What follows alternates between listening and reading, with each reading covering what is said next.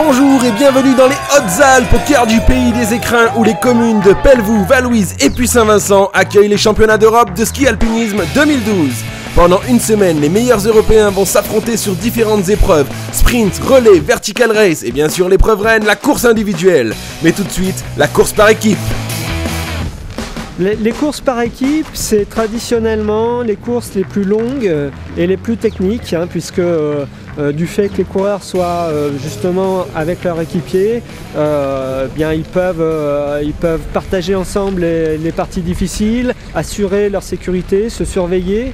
Donc c'est les plus belles courses souvent parce que on va sur les sommets, on va sur les belles arêtes, on a des passages en corde fixe, on a des passages en crampons, donc on va dire c'est l'image technique de la discipline par excellence.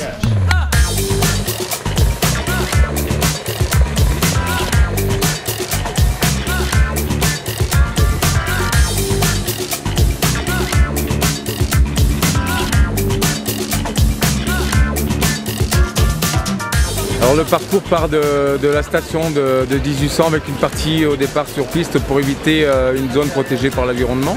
Concernant c'est une zone de coque. De là on fait une première descente sur le vallon de Nariru. Et justement au sommet du vallon, ce sont les Italiens Manfred Reitschegger et Lorenzo Ortnecht qui arrivent les premiers. Derrière, les équipes françaises, suisses et espagnoles sont au coude à coude et essaient de limiter l'écart.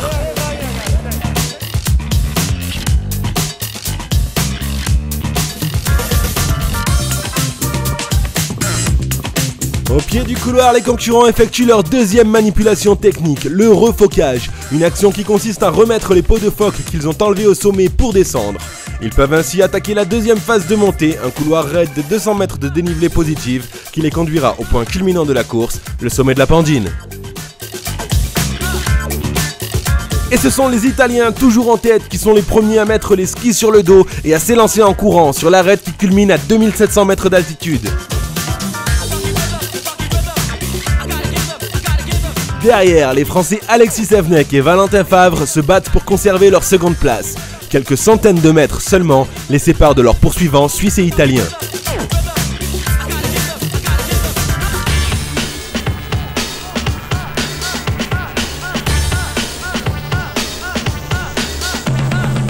Et alors que les Italiens attaquent la descente avec une avance confortable, les équipes suivantes sont encore sur la crête, ski sur le dos. Allez.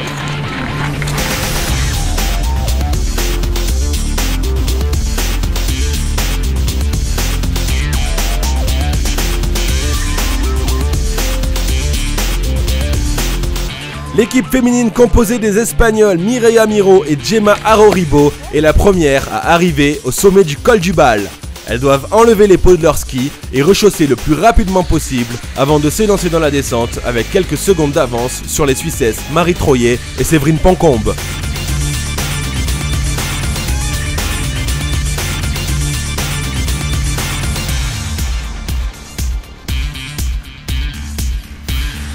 En ski alpinisme, les manipulations techniques occupent une place essentielle. Avec la fatigue et le manque de lucidité de fin de course, elles deviennent de plus en plus difficiles à réaliser et peuvent faire perdre un temps précieux. Manfred et Lorenzo ne commettent pas d'erreur. Préparation des peaux, refocage, enclenchement des chaussures en position montée et rechaussage, autant de manipulations parfaitement exécutées qui leur permettent de conserver leur avance sur les Français, pourtant meilleurs descendeurs.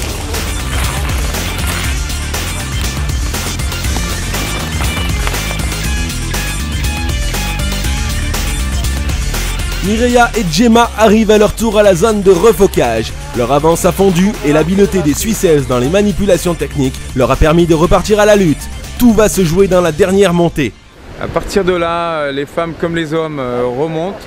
Il y a une portion, à un moment, les femmes vont bifurquer sur la droite pour attaquer après une descente. Les hommes, eux, vont se retrouver sur une dernière partie technique qui est un couloir un peu étroit avec un peu de glace, donc avec crampons et longe obligatoires. Très beau parcours, les concurrents étaient très contents et à partir du sommet de cette zone, ils attaquent la descente finale jusqu'au village de Vallouise par l'ancienne piste alpin de Puy-Saint-Vincent.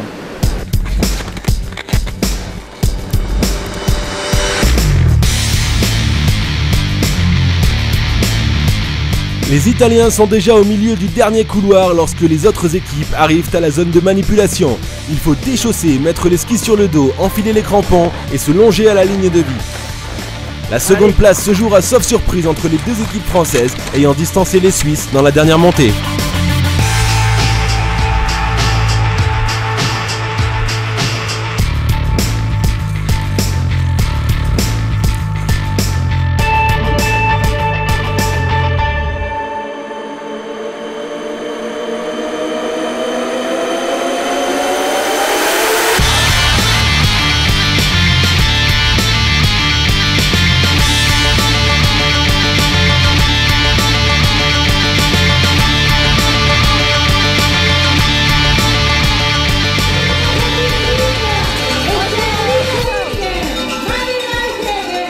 Sans surprise, nos amis italiens franchissent la ligne d'arrivée en tête. Ils bouclent leur parcours en 1h59 avec plus de 4 minutes d'avance sur leurs poursuivants au classement provisoire, les deux équipes françaises. Aujourd'hui très bien, on a fait une bonne course. Du début on était devant, dans la première, la deuxième. Et puis la troisième on a gagné un petit plus d'avantage. Et puis la dernière descente on a poussé un petit peu et oui, on a bien gagné aujourd'hui. Bonne forme. Tellement contente de pouvoir terminer avec un titre de championne d'Europe. Et puis Marie, elle a vraiment tout donné. À un moment donné, c'était assez dur tout en haut. Et puis on a vraiment croché les coudes. On était vraiment une équipe depuis le début, depuis qu'on est arrivé ici, on était une équipe jusqu'à la ligne d'arrivée. Et puis c'est ça qui est beau. Et puis c'est des beaux moments de partage, d'amitié. Et puis c'est vraiment, vraiment génial. Malheureusement pour l'équipe française arrivée seconde, une erreur de manipulation au sommet du parcours les disqualifie, ce qui profite à Matteo Jacquemot et Yannick Buffet qui remontent ainsi à la seconde place derrière les Italiens Manfred Reitschegger et Lorenzo Holtnecht. Les Suisses Martin Antamaten et Yannick Ecker terminent troisième. Côté filles, les Suissesses Séverine Pancombe et Marie Troyer montent sur la plus haute marche, tandis que Mireia Miro et Gemma Aroribo, les Espagnols, terminent deuxième. Émilie Jex-Fabry et Maud Matisse grimpent sur la troisième marche.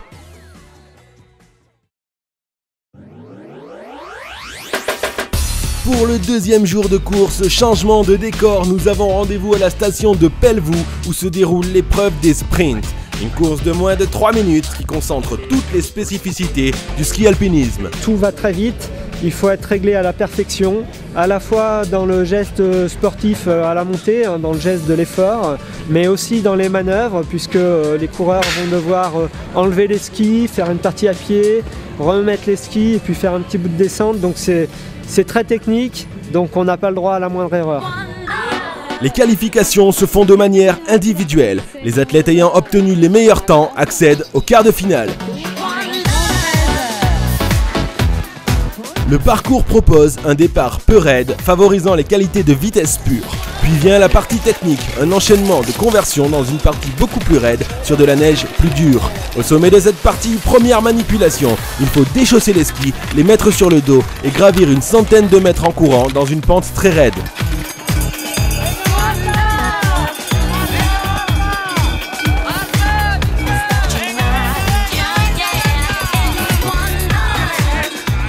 Au sommet du mur, les parcours hommes et femmes se divisent. Les filles rechaussent les skis, enlèvent les pots et partent à toute berzingue dans la descente.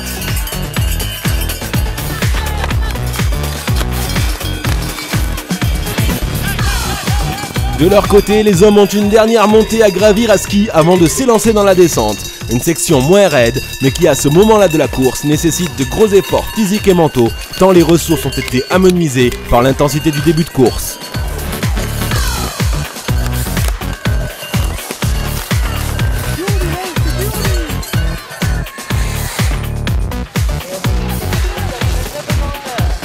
C'est très spectaculaire, c'est très beau à voir, on voit vraiment les capacités des gens pour les manipulations, puis ça demande d'être rapide et incisif, c'est une bonne épreuve pour les jeunes je trouve. Après la phase de qualification, place maintenant au quart et demi-finale, où 6 concurrents s'affrontent en même temps sur le parcours. Les 6 meilleurs se battront en finale pour le titre de champion d'Europe.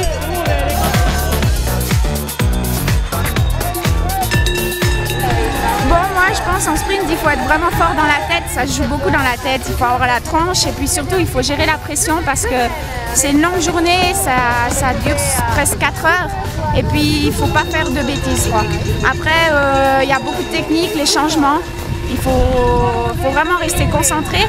Puis je pense qu'il y a un troisième point un petit peu, il faut quand même être un peu puissant et puis ouais, vraiment puissant, appuyer sur les bras. Et je pense que moi j'ai un gabarit qui m'avantage pour ce genre d'épreuve aussi. C'est parti, la finale. Très rapidement, dans la finale, l'Italienne Elena Nicolini rencontre un problème technique et se fait distancer. À l'avant, la lutte est acharnée. C'est la Suissesse Mireille Richard qui repart la première avant de se faire rattraper et doubler dans la montée par sa compatriote Séverine Poncombe, vainqueur la veille.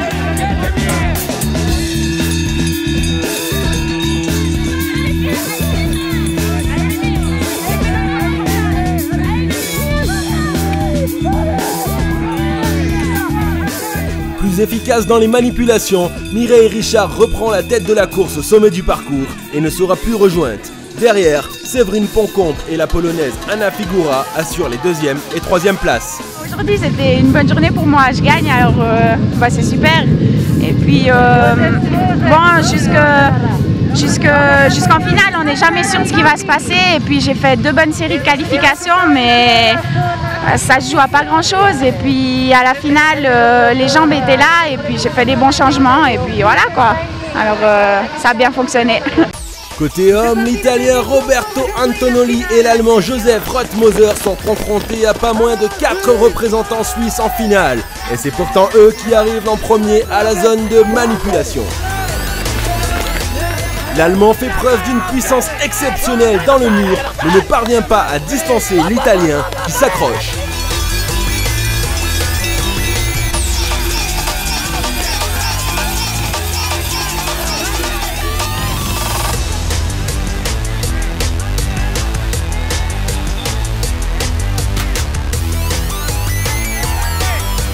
Les 2 hommes sont au coude à coude et dans la montée finale, Roberto Antonelli parvient même à doubler Joseph Rothmoser qui sur un sursaut d'orgueil reprendra sa première place avant d'entamer la descente avec quelques secondes d'avance.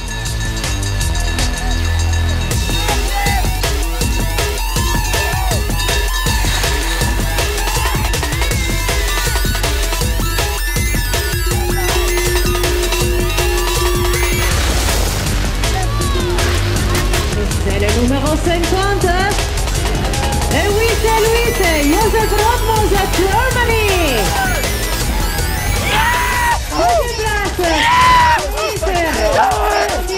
It's an incredible feeling to be a European champion. It's incredible for me. It was a really hard competition. You have to run four times 3 minutes and on 200 pulls. That's very strong.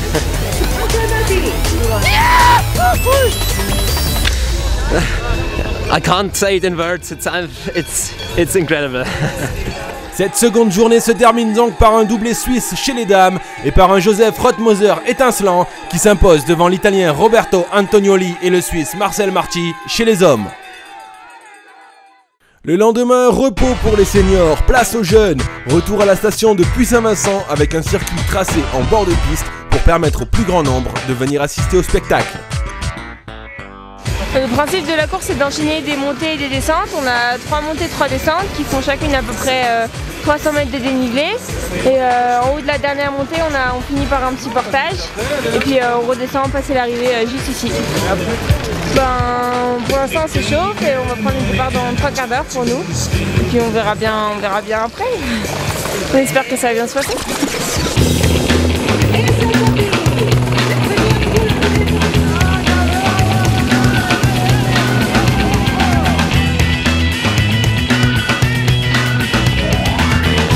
Les courses jeunes représentent une étape essentielle avant le passage dans la catégorie senior.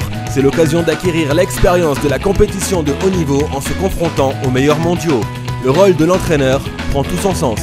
Au départ, j'étais là pour leur expliquer un peu comment se placer. On a repéré le début à l'échauffement, on a repéré la première montée, j'aurais montré l'arrivée de la descente, les manips pour qu'ils aient bien en tête un peu tout le parcours.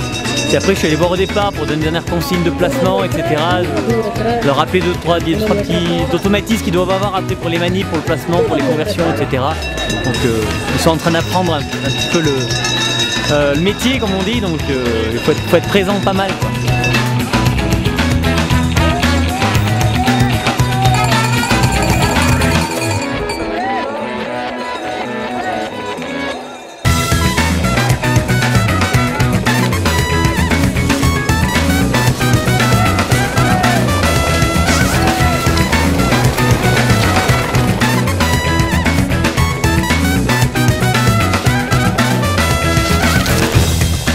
Ces courses sont aussi l'occasion de déceler de nouveaux talents et le jeune allemand Anton Palzer en est l'exemple parfait.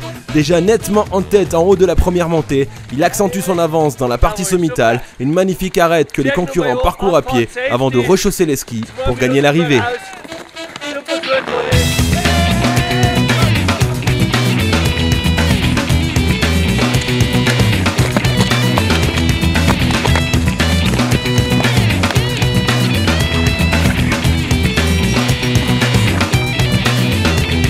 À l'arrière, la course se fait plus dure et les plus jeunes subissent la difficulté du parcours. Mais malgré l'intensité d'un effort auquel ils ne sont que peu habitués, cela leur permet de faire leur gamme pour le futur et surtout d'avoir une vision précise de ce qui les attend la saison prochaine.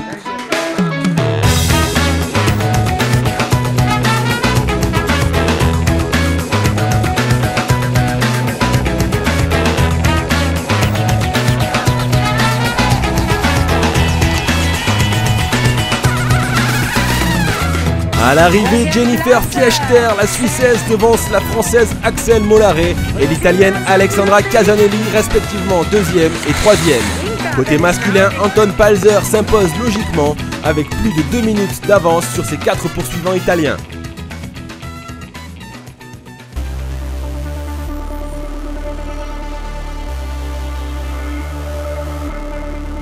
Quatrième jour de compétition, les athlètes sont au départ de l'épreuve la plus prestigieuse de ces championnats d'Europe, la course individuelle. Le parcours propose un enchaînement de montées et descentes sur un itinéraire de haute montagne. Initialement prévu au sommet de la Blanche à 2900 mètres d'altitude, le point culminant de la course a dû être revu à la baisse au dernier moment en raison des conditions météo qui rendaient les pentes sommitales dangereuses. Là, on avait un très fort vent pendant la nuit qui a déposé de la neige sur les faces sud et donc on a décidé de couper la dernière montée homme et le parcours femme lui était le même. Il sera donc sur un parcours de 1450 mètres de dénivelé positif avec une longue descente finale que s'affronteront les meilleurs Européens. Et la proportion importante de dénivelé négatif offrira certainement une belle carte à jouer aux bons descendeurs. Côté femmes, le parcours sera quasiment identique. Avec Mireia, on est parti devant.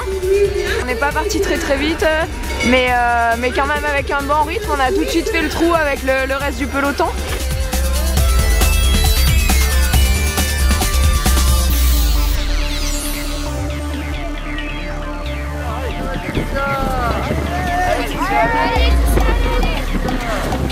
Allez.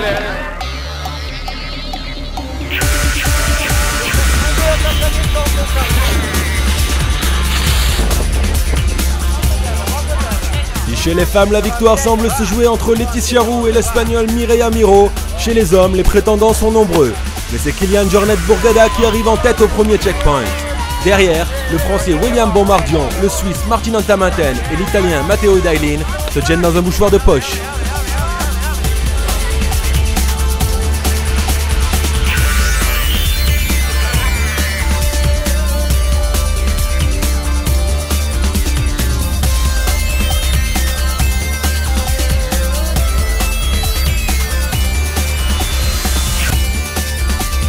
Après une descente technique et piégeuse, les coureurs repartent sur la partie la plus longue. Une montée de 300 mètres suivie d'un couloir très raide qu'il faut franchir à pied, ski sur le dos, avant une longue traversée sur une crête. En plus des difficultés physiques, les coureurs doivent affronter des conditions de haute montagne, à savoir un vent violent et une visibilité réduite. Les traces étaient vraiment mauvaises avec le vent, avec la neige fraîche, donc c'était vraiment difficile d'accrocher, il fallait vraiment faire attention à comment on posait les pieds, tout ça. J'ai pu relâcher un petit peu dans la deuxième montée parce que j'avais quand même pas mal d'écart, alors je pensais déjà un peu à la course de demain. J'ai pu relâcher, respirer un peu mieux parce que je sentais quand même sur la première montée que j'avais quand même un petit peu le stress. Dans cette partie très physique du parcours, Kylian profite de ses qualités en montée, intensifie son effort et tente de creuser l'écart sur ses adversaires. Il rejoint le peloton des filles parti 15 minutes plus tôt et s'élance sur l'arête avec quelques secondes d'avance sur William Bonmardion, encore dans le couloir.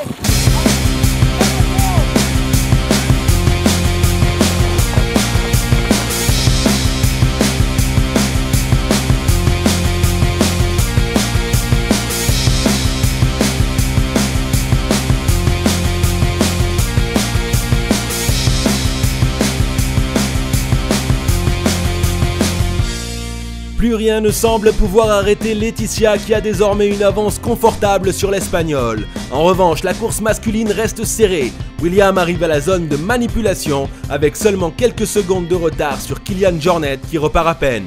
Il conserve ainsi un contact visuel précieux pour le moral, d'autant plus qu'il est très bon descendeur. Il garde espoir.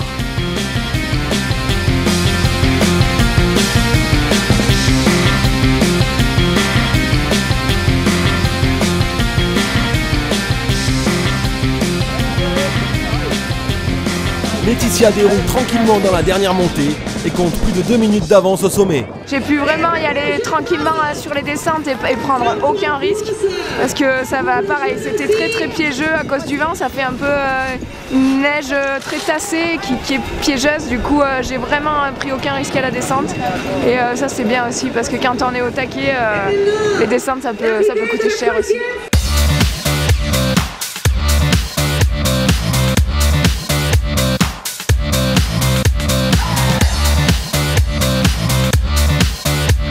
Kylian, il a mis un gros coup de bourre dans la dernière montée, il a pris pas mal d'avance sur William.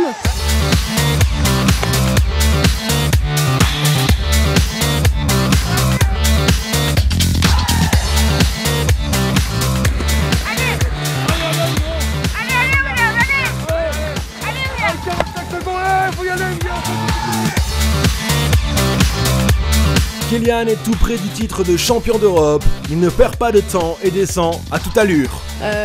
Il allait vite, mais pas assez vite par rapport à William qu'on a vu débouler et qu'il l'a repris plus bas dans le vallon. Là on l'a vu qu'il doublait, donc maintenant s'il tombe pas, normalement il gagne.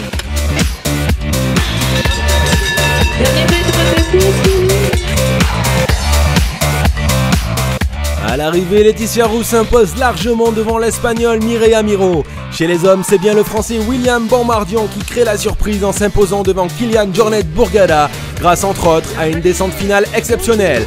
Le Suisse Martin Antamaten termine 3e. La victoire s'est jouée dans la dernière descente, mais il fallait que je reste au contact de Kylian au maximum dans les montées, c'est ce que j'ai réussi à faire. Et je savais que dans la dernière grande descente, il y avait possibilité de faire un gros coup, et puis ça a joué pour aujourd'hui. Pas de temps de perdu, il faut se préparer pour la course de demain. Direction la salle de massage pour un soin de détente et de récupération avec les autres membres de l'équipe. L'occasion de décompresser un peu et de partager de bons moments. C'est grâce à moi en fait, parce que je l'ai économisé à la course par équipe, je dirais, garde des forces pour l'individuel. Donc tu vois, ça a payé.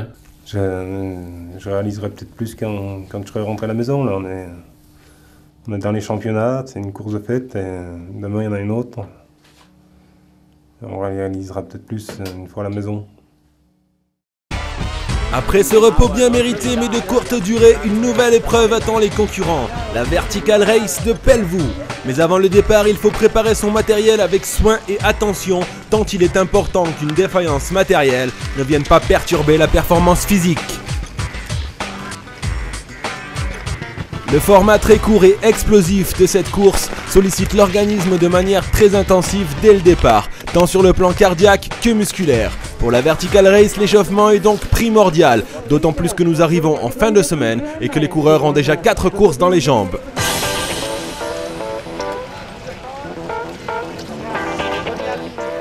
few minutes the start of the category. Le principe est simple, un départ en masse sur le front de neige, une montée de 1100 mètres de dénivelé sans aucune manipulation et une arrivée en haut de la station. Le premier qui franchit la ligne est déclaré champion d'Europe.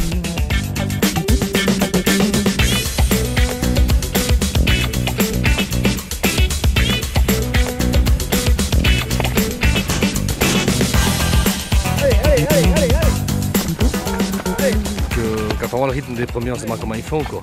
Surtout un Kylian Jornet qui fait deuxième hier, puis il gagne aujourd'hui. Enfin, je crois qu'il gagne parce que je ne sais pas le résultat final, mais ici il est en tête facilement.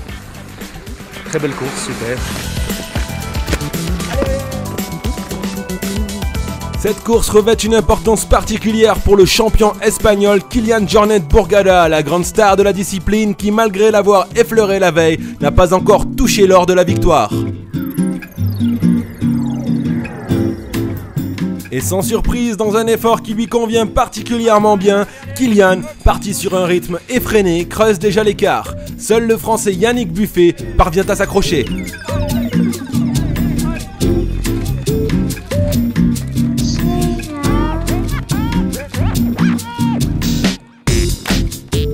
Mais nous arrivons dans la partie la plus raide et la plus technique, une longue pente avec un léger dévers qui demande un effort de tous les instants pour maintenir l'accroche des skis sur la neige. La supériorité de Kylian se confirme à ce moment-là, il creuse l'écart avec son poursuivant direct et s'envole, seul, vers la victoire.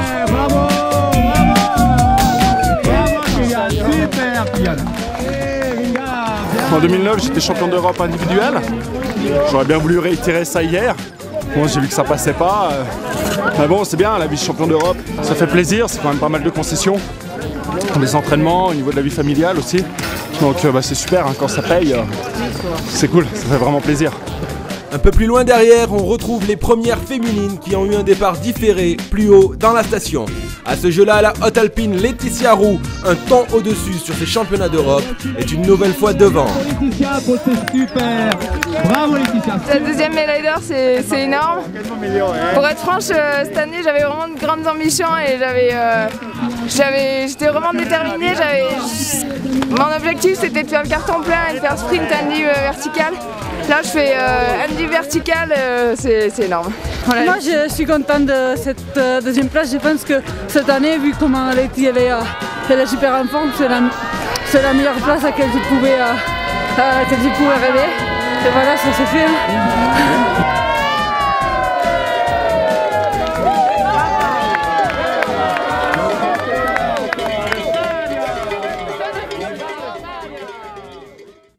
Dernier jour de course et c'est la station de Puy-Saint-Vincent qui accueille à cette occasion l'épreuve du relais. Les courses jeunes et féminines se disputent à 3 coureurs, la course senior homme à 4 coureurs. Chacun doit parcourir une boucle avec 2 montées, 2 descentes et donc 3 zones de manipulation technique avant de passer le relais à son partenaire. Et c'est parti pour les hommes et dès le départ c'est la bagarre pour les meilleures places car il est difficile de dépasser un adversaire sur ce genre de parcours. À ce petit jeu, le Suisse Marcel Teu est le plus fort et prend donc les devants.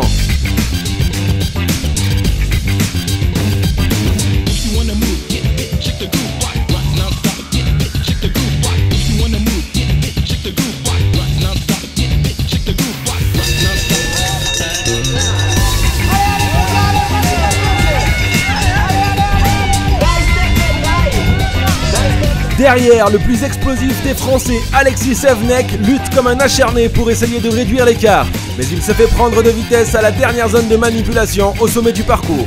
L'Italien Manfred Reichegger lui passe devant, à l'expérience. Henning Robinson, la Suisse qui part de Marcel Teu. Et puis c'est la France. Chez les dames, la Suissesse Séverine Poncombe sort en tête de la forêt après la première descente. Derrière, la Polonaise Anna Tibor et l'Italienne Martina Valmasoy sont au coude à coude. Mais c'est la Polonaise qui reprend la tête de course lors de la seconde montée.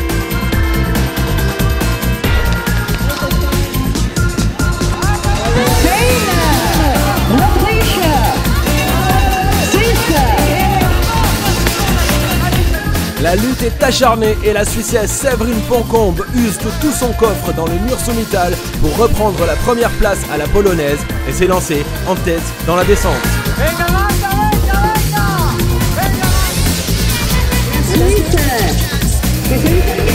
Suisse, Italie, Pologne, voici le classement du premier tour féminin.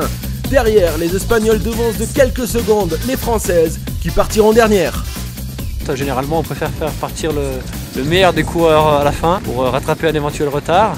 Et un coureur très explosif sur les départs, qui est capable de faire la différence, de prendre vraiment un bon départ. Et puis après, les consignes pour les coureurs, c'est clair que c'est faire des manipulations très rapides, vraiment appliquées, parce que la montée est très courte, la descente est très courte, donc les écarts se font surtout sur les manips.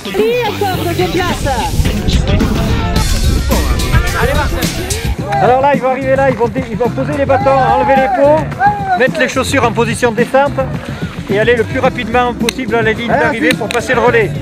Allez.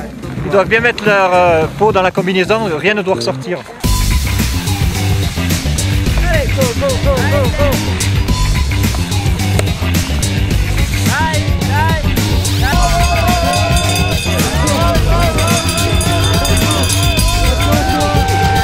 Et c'est le Suisse Alan Tissière qui arrive le premier devant Valentin Favre et Damien Olendi.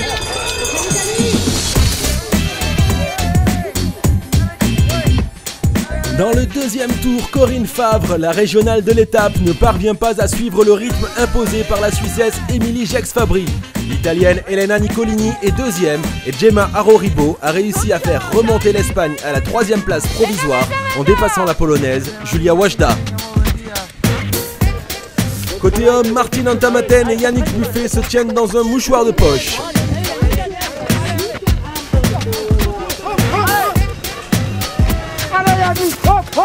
Mais il semble que le Suisse ait toujours une petite longueur d'avance dans l'exécution des manipulations, tandis que l'Italie de Matteo Edelin conforte sa place de troisième devant l'Espagne.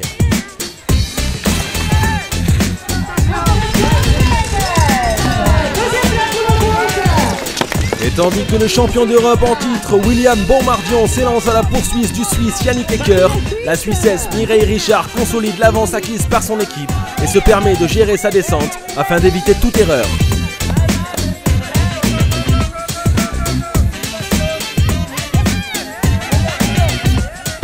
Elle termine logiquement première et permet à son équipe de grimper sur le toit de l'Europe. Derrière, Mireia Miro et Gloriana Pellissier hissent l'Espagne et l'Italie à la deuxième et troisième place.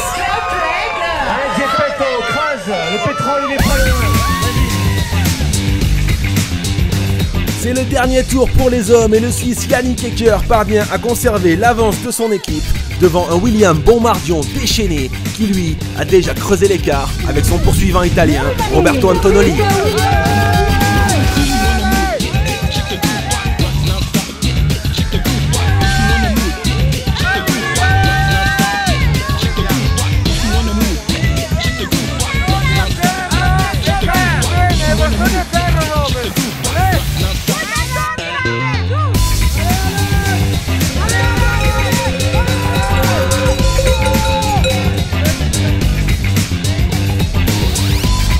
Et sans surprise et malgré toutes les tentatives de William Bonmardion, c'est le Suisse Yannick Ecker qui offre le titre à son équipe avec quelques secondes d'avance sur l'équipe de France qui devient donc vice-championne d'Europe.